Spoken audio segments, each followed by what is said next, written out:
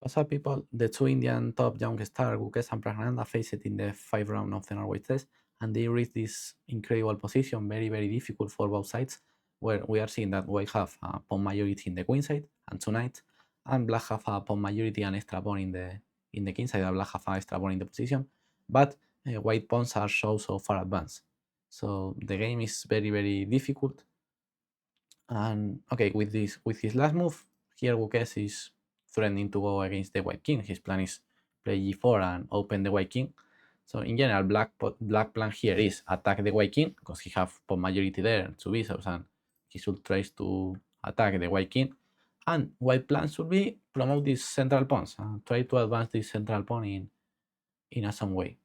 So with the last move g5, and black is showing his cards, and now it's time for black to react, because if not, this bishop could came to c5, g4 is coming, h5, and black attack is going to be devastating.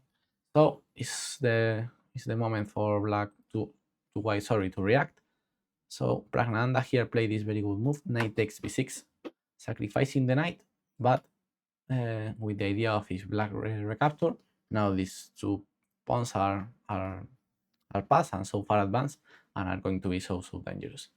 And black have no way to stop this pawn. Only black can create counterplay, but stop this pawn is not possible. So very good move by Gukesh, understanding that the two central pass pawns, very advanced pass pawns, are more important than the c4 knight, who is not making nothing. So very good move by Pragg, sorry. Knight takes b6. And here Gukesh made a mistake accepting the knight. Because the problem of take the knight is that now these two pass pawns are going to be unstoppable. And black kingside attack is so far and less advanced than the white pass pawns. Here, bishop a3 is a possibility attacking the rook. But here white have knight d7, great move attacking f6, and okay, leaving the b6 square, which is under attack. So knight d7, queen g7, rook b1, great move by white, bishop d6, b6. All the moves in the position are very hard. Okay, b6 is more or less logical. Bishop d6, rook bd1, f3, good move, trying to open the king, g3 and c takes b6. And the problem that here is that all the time black have to make only moves to be in the game, and white have more possibilities. So this line was better for white. But instead of take on a3 directly, black should play here g4, going faster. Okay, now black is threatening g3, so the only move, okay, it's not the only move, but the most natural move is h takes g4. White have this extra option of queen d4, just leaving the g3 square and trying to not play h takes g4 to open the white king. So queen d4, interesting move, but here black can or just play g3 and take, or I prefer bishop takes a3, keeping the option of g3 open, or just without keeping the tension of the g-pawns. Rook a1 takes here. The position is very extreme. Knight d4, bishop e7, d6, f5, knight f6. I'm playing this position, who is equal. The machines is equal in all of the lines, but the position is very hard, of course. But okay, h takes g4 is the most natural move, and now it's time to play bishop takes a3. The idea of play g4 first is that after knight d7, here we have this extra square, queen g5. Well, of course, the g5 square is more active than the g7 square. Here, rook a1 is an interesting move, because here I think that it's harder to play with black. Bishop d6, now take the rook, rook e3, great move. But okay, you are putting some difficulties for black, because rook e3 is not an easy move, of course. Knight d2, queen g4, king g1, now bishop g5, bishop c5, changing the diagonal, knight f4, rook c3, rook f1, and take, and the machine says 0-0, like in all the lines. But I think that rook a1 puts some troubles for black. Knight d7 is another normal move, queen g5, that's the difference of take on a3 first or play first g4. Rook f1, attacking f4. Now, bishop d6, defending, and b6, trying to create pass pawns. And okay, here black have some options to maintain the equal. For example, h5 is a possibility. King g1, h takes g3, f3, b7, rook a8, knight b5. Very difficult. Bishop d4 and a3, and the machine is equal. And here f3 is another interesting option. King g1, pawn takes, rook d3, pawn takes, knight f6, knight e8. Very, very hard. But looks like g4. Okay, you cannot calculate all of this, and especially if you only have 1 minute in the clock. So in this position, you should play with intuition and short range tactics. Just calculate 2 or 3 moves and play by intuition, going just following your plan. If you are black, you should play just attacking the black king, and if you are white, you just should try to create pass pawns in the center and advance the pass pawns in the center. So okay, here Gukesh made a mistake, which take the knight. Cool, because after d6, these pawns are very, very, very annoying and are going to run so much here. This is Lamin Yamal and Rafinha. They run so much. So f8. Here, Pragg take another pawn. This is not my favorite move because just with these 2 pass pawns, I think that this is enough to win the game. I don't think that white needs another third pawn. So I don't like queen b6 because apart you are putting the queen so far from your own king. So later you should return and lose another tempo. Here I think that c7 is the easiest move, just followed by d7 and d8 and winning the game. So c7 here was the most logical move. Or you can play later. Yes, I think d7, d8 is the plan. But okay, queen b6 is still winning, but after g4 to make the, or that the queen b6 move makes sense, I think that here you should play d7. Because okay, the queen in b6 is fine, helping the pawn to promote and cover the d8 square. So the queen on b6 have more or less sense, but have sense if you play d7. For example, g3, just king is 1, placing the king safe, and here white is going to promote all 3 queens. White is going to have 3 queens. So this was the move, d7.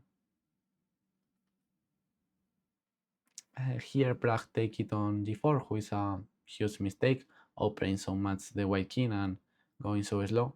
Because okay, here white have, we are in the move 36, Pragg advanced d6 in the move 36, and both pawns are on the 6th rank. I say that white only plan is just advance these pawns and promote these pawns, which is his only strong point in the position. Okay, instead of just push the pawns, first he take the pawn. Okay, later second move where he doesn't push the pawn, where because here d7 is the best move. Instead of that, he take on g4. Okay, second move where Pragg fails. Instead of push the pawn, just he make another stupid move.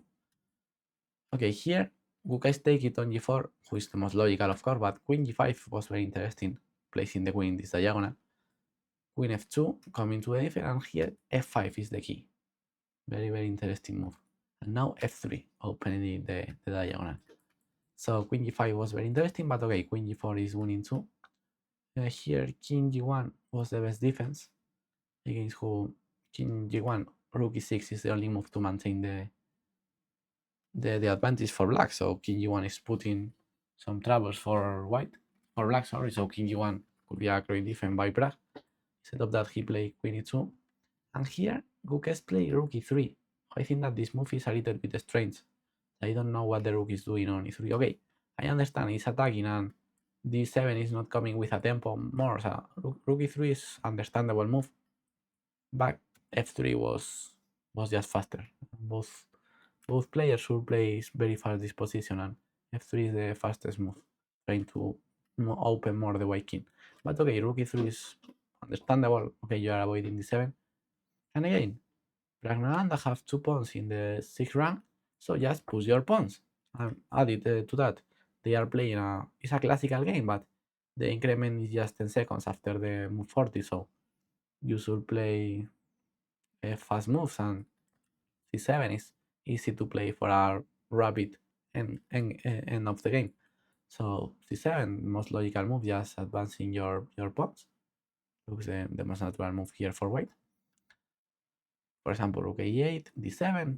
It's not clear what the rook is doing on e3. Bishop c5, takes, and okay.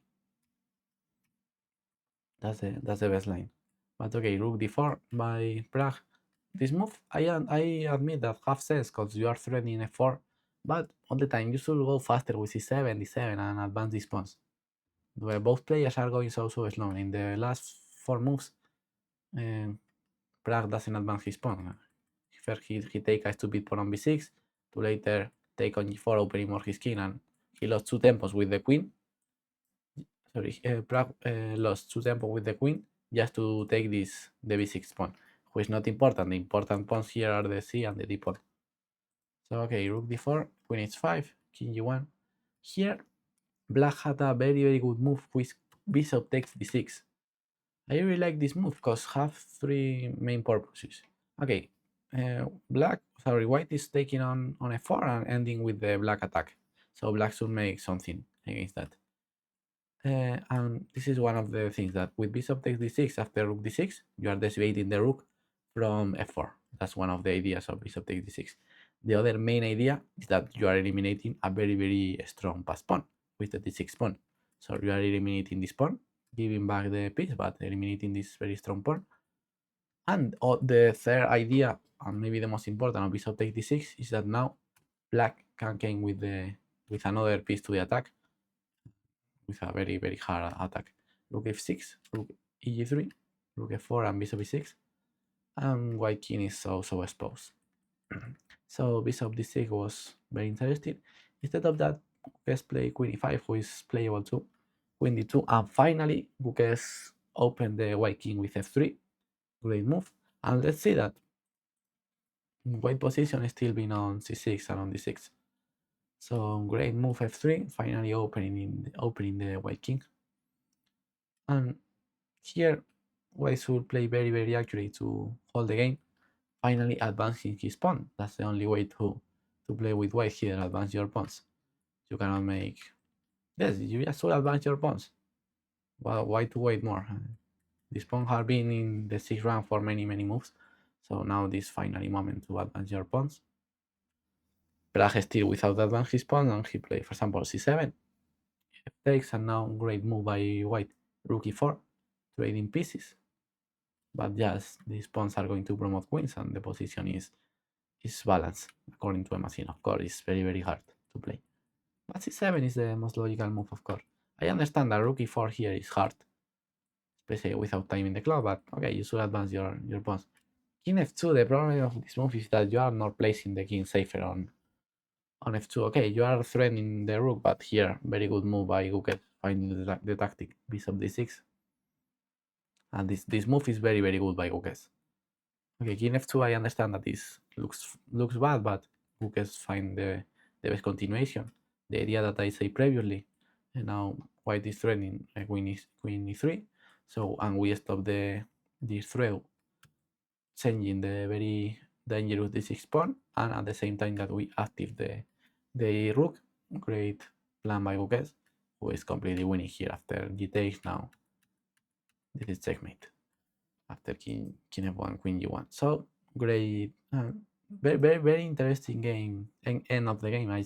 In this video I just analyzed the end of the game because I think that was the most interesting part, and one of the craziest. This was one of the craziest game of the tournament. And Gukesh saw that he played okay. At least in this game he played better this type of crazy positions. So happy for Gukesh because he played the previous round against Carson. So let's see how continues the tournament. Bye bye.